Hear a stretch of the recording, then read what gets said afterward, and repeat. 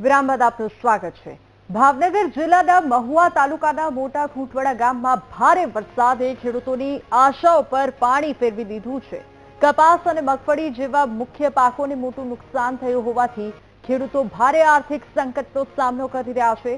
વરસાદના સંકટ સામે ઝઝૂમતા ખેડૂતોના ખેતરોમાં જંગલી સુવર અને નીલગાય ઘૂસી પાક નષ્ટ કરી રહ્યા છે। ત્યારે નુકસાનીનો સર્વે કરવાની સરકાર પાસે ખેડૂતો સહાયની માંગ કરી રહ્યા છે। જગ્યાએ આહારની સીમમાં અમારી ખેતી આવી હિમધારમાં રોજડા અને ભૂણાનો ત્રાસની હિસાબે રાત દી મહેનત કરતા અમારો પાક નિષ્ફળ જાય છે અને એક તો વરસાદની દખે અમારે રાત દી અહીંયા ઉજાગરા કરવા પડે છે તોય અમારા પાકમાં કઈ સફળતા મળતી નથી। તો સરકાર આ માટે અમારી ખેતીને કંઈક ધ્યાન ધોરણ કરે, પૂજે ધાળી કે ગમે અમને મદદ કરે એવી અમારી વિનંતી। નમસ્કાર, બીટીવી ન્યૂઝ પર સમાચારોમાં હું છું આપની સાથે વિની। મહત્વના એક સમાચાર અત્યારે પ્રાપ્ત થઈ રહ્યા છે। અમદાવાદની એસવીપી હોસ્પિટલમાં આગ લાગવાની દુર્ઘટના બની છે। શોર્ટ સર્કિટથી હોસ્પિટલના લોન્ડ્રી વિભાગમાં આગ લાગી છે। ફાયર વિભાગની 3 ગાડીએ આગ પર કાબુ મેળવ્યો છે। આગની ઘટનામાં જાનહાનિના સમાચાર નહીં। આગને લઈને લોન્ડ્રી વિભાગમાં મોટું નુકસાન થયું છે। મહત્વના સમાચાર અમદાવાદના એલિસ બ્રિજ વિસ્તારમાં આવેલી એસવીપી હોસ્પિટલના લોન્ડ્રી વિભાગમાં ઇલેક્ટ્રિક ડક્ટમાં અચાનક આગ લાગતા દોડધામ મચી હતી અને ઘટનાની જાણ થતાં જ 3 ફાયર ફાઇટરની ટીમે ઘટનાસ્થળ પર પહોંચીને આગ પર કાબુ મેળવ્યો છે અને મોટી દુર્ઘટના ટળી છે। આજે લગભગ સવારે 9 વાગ્યાની આસપાસ અમદાવાદ ફાયર બ્રિગેડની ટીમને કોલ મળ્યો હતો।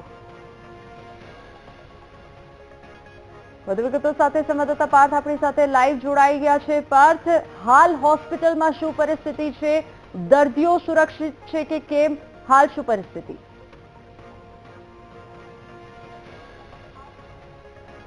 જી, વાત કરવામાં આવે તો વહેલી સવારે એટલે કે 8 વાગ્યાની આસપાસ અમદાવાદના એસવીપી હોસ્પિટલમાં આવેલી લોન્ડ્રી વિભાગમાં આગ લાગી હતી। આગ લાગવાના કારણે લોન્ડ્રી વિભાગનો જે જગ્યા છે તે તમને જગ્યા બતાવી દઈએ કે અહીંયા મોટા મશીનો છે, ટોટલી ઇલેક્ટ્રિક મશીનો છે। લોન્ડ્રીની જે કામગીરી અહીંયા કરવામાં આવે છે અને અહીંયા અચાનક આગ લાગી હતી। આગ લાગવાનું હજી ચોક્કસ કારણ સામે આવ્યું નથી। ફાયર વિભાગની 3 જે ફાયર ફાઇટર ટીમ છે તે અહીંયા પહોંચી હતી અને આગ ઉપર ગણતરીના મિનિટોમાં જ કાબુ લેવામાં આવ્યો હતો। મહત્વની વાત કરવામાં આવે તો જે દર્દીઓની વાત કરવામાં આવે તો દર્દીઓને અલગ બ્લોકમાં એટલે કે અલગ બ્લોકમાં તેમની સારવાર ચાલતી હોય છે। આ બ્લોક આખો અલગ જ છે એટલે કે મોટી ચિંતા જે હતી તે ચિંતા ટળી છે। પરંતુ જે વાત કરવામાં આવે તો જે બેડ ઉપર જે એસવીપી હોસ્પિટલના જે બેડ હોય છે, બેડ ઉપર જે ચાદર હોય છે, ઓશિકા હોય છે, તેની જે બધા જે કર્ટન હોય છે તે કર્ટનનું અહીંયા સાફ સફાઈ થતી હોય છે। ઓપરેશન થિયેટરના જે મુદ્દામાલ હોય છે એટલે કે જે કહી શકાય જે કપડાં ડોક્ટરો ઉપયોગ કરતા હોય છે તેનું અહીંયા અત્યારે હાલમાં જે લોન્ડ્રિંગ થતી હોય છે, સાફ સફાઈ થતી હોય છે તેની અત્યારે આ જે જગ્યા છે ત્યાં આગ લાગી હતી અને આગ એટલી વિકરાળ હતી કે ખૂબ મોટું નુકસાન પણ થયું હોવાની વાત અત્યારે પ્રાથમિક તબક્કે હાલમાં સામે આવી રહી છે। મહત્વની વાત કરવામાં આવે તો 3 જેટલી ફાયરની ટીમ દ્વારા ગણતરીની મિનિટોમાં જ આગ ઉપર કાબુ મેળવવામાં આવ્યો હતો। સાથે જ જો વાત કરવામાં આવે તો ફાયર વિભાગના અધિકારી પણ આપણી સાથે છે, તેમની સાથે પણ ખાસ વાતચીત કરવામાં આવશે કે પ્રાથમિક અહેવાલ શું હતો અને કઈ રીતનું આખી આ ઘટના સામે આવી હતી।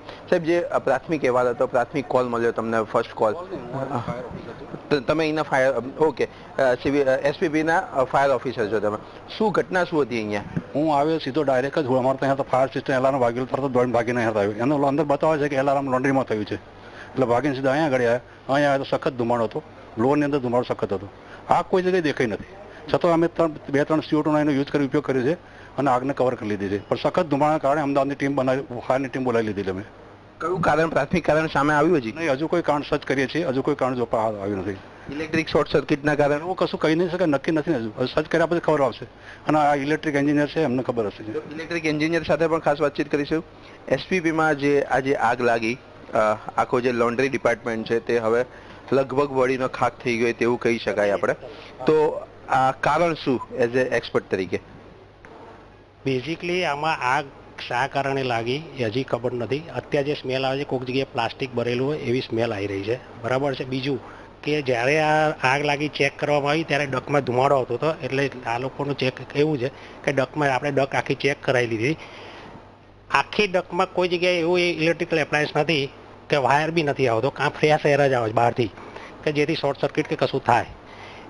મીનવાઇલ પ્લાસ્ટિક છે એટલે અમે આખી ડેક કરાવી છે, એમાં કોઈક જગ્યાએ પ્લાસ્ટિક મૂકેલું હોય, લોન્ડ્રી છે એના હિસાબે મે બી જો એના હિસાબે થયું હોય અને એનો ધુમાડો અહીંયાથી શક થયેલો હોય, બરાબર છે, એ બહાર આવેલો છે, બીજું કશું નથી. બીજું કે એ દરમિયાન અહીંનું સ્પ્રિંકલર સિસ્ટમ અને સ્મોક ડિટેક્ટર જે અમે લગાવેલી છે એ બી ચાલુ થઈ ગઈ હતી, એ એક્ટિવેટ થઈ હતી. આ પાણી બધું એનું જ છે. પછી ફાયર બ્રિગેડને ફાયર ઓફિસરે જાણ કરી હશે અને ફાયર બ્રિગેડ આવ્યું, chief fire officer, additional chief fire ઓફિસરે બી ચેક કરેલ છે. નુકસાનમાં અત્યારે કશું નથી. મશીનરીમાં ત્યાં સપ્લાય બંધ કરેલો છે. હવે 1 by 1 ચાલુ કર્યા પછી અમે એમની મશીનરી બી ચેક કરીશું. સમજો એમાં કોઈ જગ્યાએ તકલીફ હશે એના હિસાબે. આમાં શું છે, ફ્રેશ એર છે, બહારથી અહીંયાથી લે છે એટલે એમને હીટ જે જનરેટ થતી હોય ને એ બહાર ફેંકતી હોય છે, બરાબર છે. હવે જો એના એપ્લાયન્સમાં કંઈ હશે ને એના હિસાબે ધુમાડો થયો હોય એ સપ્લાય ચાલુ કર્યા પછી ખબર પડશે. ચોક્કસથી આતા ટેકનિકલ રીઝન અને સ્પષ્ટ થયું છે કે જે અહીંયા જે પ્લાસ્ટિકની અત્યારે હાલમાં વાત આવી રહી છે અને એસવીપીની ટીમ અત્યારે હાલમાં આ તમામ બાબતે અત્યારે તપાસ કરી રહી છે. જી પાર્થ, આભાર સમગ્ર માહિતી બદલ.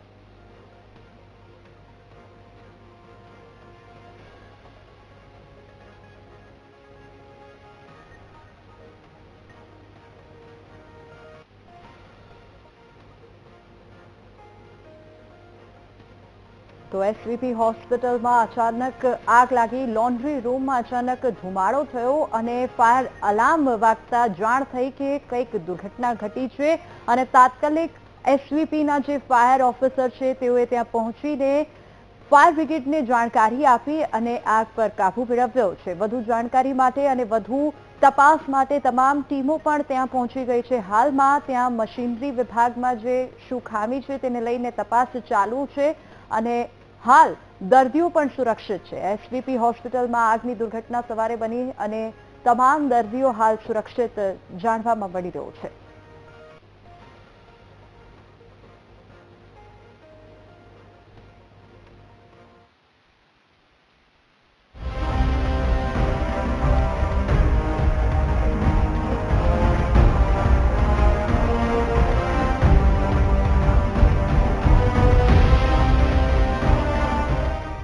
છોટાઉદેપુરમાં ફિલ્મ હેરાફેરી જેવા દ્રશ્યો.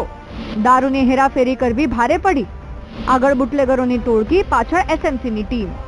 છોટાઉદેપુર જિલ્લામાં દારૂની હેરાફેરી માટે બુટલેગરોએ અપનાવેલી યુક્તિ જોઈને પોલીસ પણ ચોંકી ઉઠી હતી, પરંતુ સ્ટેટ મોનિટરિંગ સેલની ટીમે ફિલ્મી સ્ટાઇલમાં પીછો કરીને આ ચાલને નિષ્ફળ બનાવી દીધી.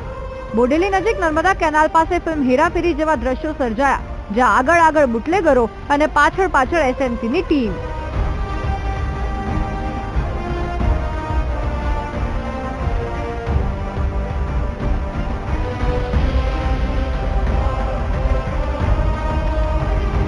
પંદર જેટલા સ્કૂટરો લાઇનમાં વિદેશી દારૂ ભરેલા થેલાઓ સાથે આગળ ચાલ્યા ને પાછળ પોલીસની વાન ચૂપી રીતે પીછો કરતી હતી. ચોક્કસ બાતમીના આધારે એસએમસીની ટીમે અચાનક તમામ સ્કૂટરોને કોર્ડન કરીને દારૂનો મોટો જથ્થો ઝડપી પાડ્યો છે, જેમાં દારૂની હેરાફેરી કરતા 15 બુટલેગરોની ધરપકડ કરવામાં આવી છે. ગુજરાતમાં દારૂબંધીના લીરા ઉડાવતા આ દ્રશ્યો છોટાઉદેપુરમાં પોલીસની કામગીરી પર પણ સવાલ ઉભો કરી રહ્યા છે, કારણ કે અન્ય રાજ્યોમાંથી અહીંયા વિદેશી દારૂ ઘુસાડવાના બેફામ ટોળામાં પ્રયાસ થાય છે. જિલ્લાના આંતરિક વિસ્તાર સુધી આટલી મોટી માત્રામાં દારૂ પહોંચી જાય છે, પણ સ્થાનિક જિલ્લા પોલીસ ઊંઘતી જ ઝડપાય છે.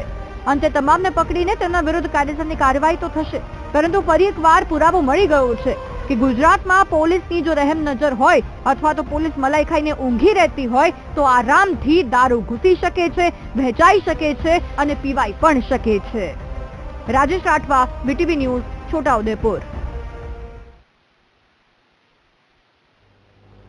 લુખ્ખાઓની જમાતને લઈને પોલીસનો ડર નથી રહ્યો એવું લાગી રહ્યું છે. આવી જ ઘટના હવે આણંદમાંથી સામે આવી છે, જ્યાં રખડતા શ્વાનને ખખડાવવાના મુદ્દે 2 પાડોશી વચ્ચે બોલાચાલી થઈ અને એક પાડોશીએ બહારથી માથાભારે લુખ્ખાઓને બોલાવી પાડોશી પર જીવલેણ હુમલો કરાવ્યો, જેનો વિડીયો પણ સામે આવ્યો છે. ત્યારે કોણ છે એ લુખ્ખા અને કોણ છે હુમલો કરાવનારા, આવો જોઈએ આ રિપોર્ટ.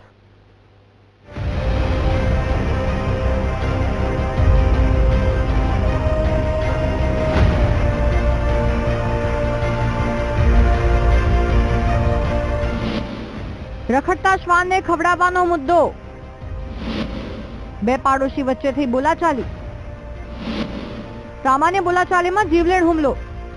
ઘટના આણંદના બાકરોલની શ્રી સોસાયટીની છે, જે રખડતા શ્વાનને ખવડાવવા મુદ્દે બે પાડોશી પરિવારો વચ્ચે ઝઘડો થઈ ગયો હતો.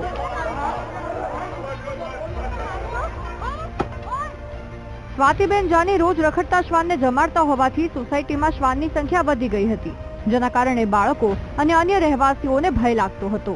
આ બાબતે પાડોશી પર્વ રાવલે સ્વાતિબેનને ઠપકો આપ્યો હતો, જે બાદ બંને પરિવારો વચ્ચે બોલાચાલી થઈ ગઈ. આ ઝઘડો ઉગ્ર બનતા સ્વાતિબેનના બનેવી હેતલભાઈ અને તેમના મિત્ર ઉમંગ ઇનામદારે બહારથી 8 થી 10 જેટલા લુખ્ખાઓને બોલાવી દીધા. લાકડીઓ અને અન્ય હથિયારો સાથે આવેલા આ શખ્સોએ પર્વ રાવલના પરિવારજનો પર હુમલો કરી નાખ્યો.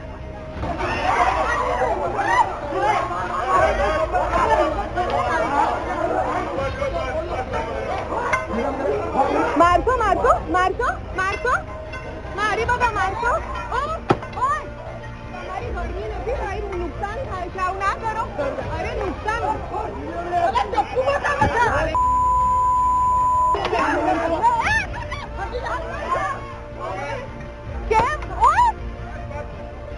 જો લાકડીઓ અને છરીઓ લઈને આવેલા લુખ્ખાઓને તો જાણે મોઢે ખૂન સવાર હોય તેમ હુમલો કરી રહ્યા છે. એવું લાગે છે કે આ લુખ્ખાઓને પોલીસનો કોઈ ડર જ નથી. હુમલામાં પર્વ રાવલના પરિવારને ખૂબ ઈજા પણ પહોંચી છે, જેથી તેમણે લુખ્ખાઓ અને પાડોશી સામે ફરિયાદ નોંધાવી છે. આ ગુનાની અંદર પ્રોફેશનલ વ્યક્તિઓ આવેલા હોય અને તેઓએ આ બંને પરિવારની બબાલની અંદર, બંને પરિવારના સામાન્ય બોલાચાલીની અંદર તેઓએ આવી અને લાકડીથી જીવલેણ હુમલો કરેલો હોય. આ આરોપીઓને પકડવા માટે જરૂરી સૂચના આપેલી, જે અનુસંધાને વિદ્યાનગરના પીઆઈ ગોહિલ સાહેબ તથા તેમના સ્ટાફના માણસોએ આ ગુનામાં સંડોવાયેલ 3 આરોપીને હસ્તગત કરેલા છે અને અન્ય આરોપીના નામ નમૂદ કરી અન્ય આરોપીઓને પકડવાની તજવીજ હાથ ધરેલ છે.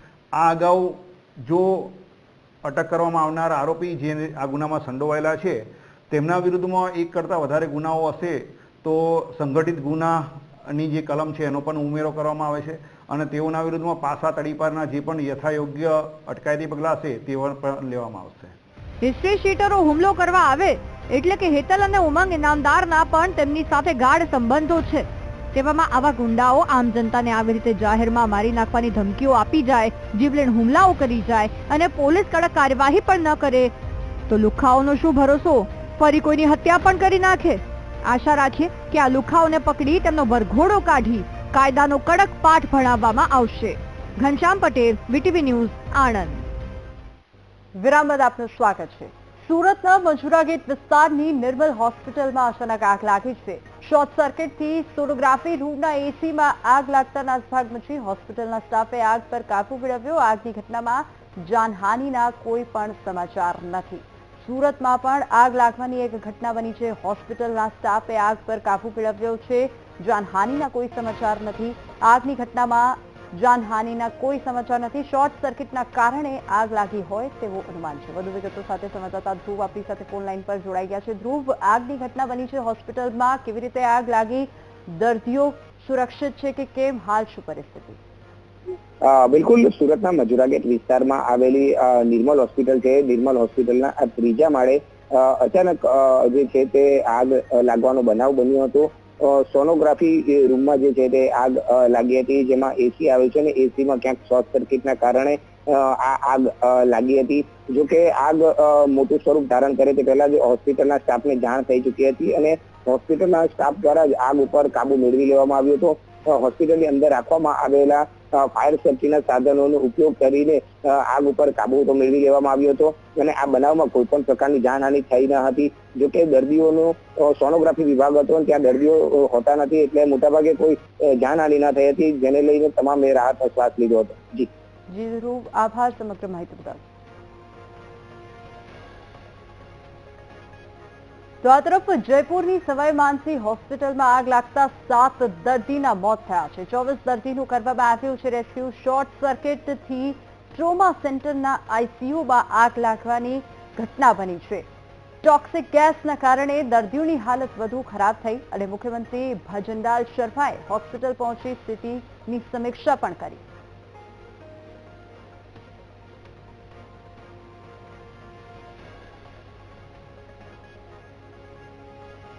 સુરતમાં હાઈવે પર પીપોદરા બ્રિજ પર ટેન્કરમાં આગ લાગી છે. પીટીએ પાવડર ભરેલા ટેન્કરના કેબિનમાં અચાનક આગ લાગી. ટેન્કરમાં અચાનક આગ લાગતા રસ્તા પર ટ્રાફિક જામની ઘટના બની.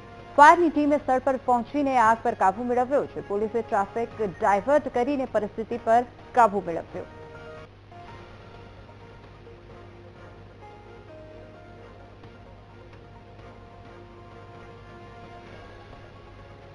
આ તરફ ગીર સોમનાથના વેરાવળમાં જર્જરિત મકાન ધરાશાયી થતા 3 લોકો દટાયા છે. ખારવાવાડ વિસ્તારમાં 80 વર્ષ જૂનું 3 માળનું મકાન ધરાશાયી થતા 3 લોકોના મોત નિપજ્યા. 2 ઇજાગ્રસ્ત લોકો સારવાર માટે હોસ્પિટલમાં દાખલ કરવામાં આવ્યા છે, તો માતા પુત્રી અને મકાન નીચે ઉભેલા બાઇક સવારનું મોત નિપજ્યું છે. દિનેશભાઈ જુંગી, દેવકીબેન સુયાણી અને જશોદાબેન સુયાણીનું મોત નિપજ્યું છે, તો ફાયરની ટીમે કાટમાળમાંથી મૃતદેહ બહાર કાઢવાની કામગીરી પણ હાથ ધરી છે. તો 3 લોકોના આ ઘટનામાં મોત નિપજ્યા છે. 2 ઇજાગ્રસ્તોને હોસ્પિટલમાં દાખલ કરવામાં આવ્યા છે. ફાયરની ટીમે કાટમાળમાંથી મૃતદેહ બહાર કાઢવાની કામગીરી હાથ ધરી છે. 80 વર્ષ જૂનું મકાન ધરાશાયી થતા દુર્ઘટના બની છે. ગીર સોમનાથના વેરાવળમાં જર્જરિત મકાન ધરાશાયી થયું છે, જેમાં 3 લોકો દટાઈ જતા તેમનું મોત નિપજ્યું છે. ઇજાગ્રસ્ત 2 લોકો સારવાર માટે હોસ્પિટલમાં દાખલ છે. માહિતી પ્રમાણે 80 વર્ષ જૂનું મકાન ધરાશાયી થયું છે. ફાયરની ટીમ ત્યાં પહોંચી કાટમાળ નીચેથી જે મૃતદેહ છે તેમને બહાર કાઢવાની કામગીરી હાથ ધરી છે. વધુ વિગતો સાથે સંવાદદાતા રોહિત આપણી સાથે ફોન લાઈન પર જોડાઈ ગયા છે. રોહિત, આ ઘટનાને લઈને શું વધુ વિગતો? ચોક્કસથી ખાસ તો જે વેરાવળ શહેરને આવેલું જે મકાન જે હતું, જે પૌરાણિક જે મકાન હતું, તે રાત્રિના સમયે ખાસ તો મકાન ધરાશાયી થયું છે. જે 3 મંજિલા મકાન હતું, તેની અંદર જે રહેલા જે માતા પુત્રી જે મકાનની અંદર જે રાત્રે જે સુઈ રહ્યા હતા, તેની માથે જ મકાન ધરાશાયી થયું છે. માતા પુત્રીનું ખાસ કરીને મોત થયું છે. તો તેની સાથે સાથે અત્યારે વેરાવળ શહેર અને આસપાસની અંદર જે હજુ પણ જે નવરાત્રી છે તેના જે રાસ ગરબા ચાલુ છે, તેને લઈને મોટી સંખ્યામાં લોકોની ત્યાંથી અવર જવર હતી. તે સમયે એક વ્યક્તિ ત્યાં જે ગાડી પાર્ક કરીને મકાન નીચે હતા, તે મકાનની અંદર તે વ્યક્તિ પણ ખાસ કરીને દટાણા હતા. તેનું પણ એટલે કે ટોટલ 3 લોકોના મોત હાલ જે આ મકાન ધરાશાયી થયું છે તેની અંદર થયા છે. જી રોહિત, આભાર સમગ્ર માહિતી બદલ.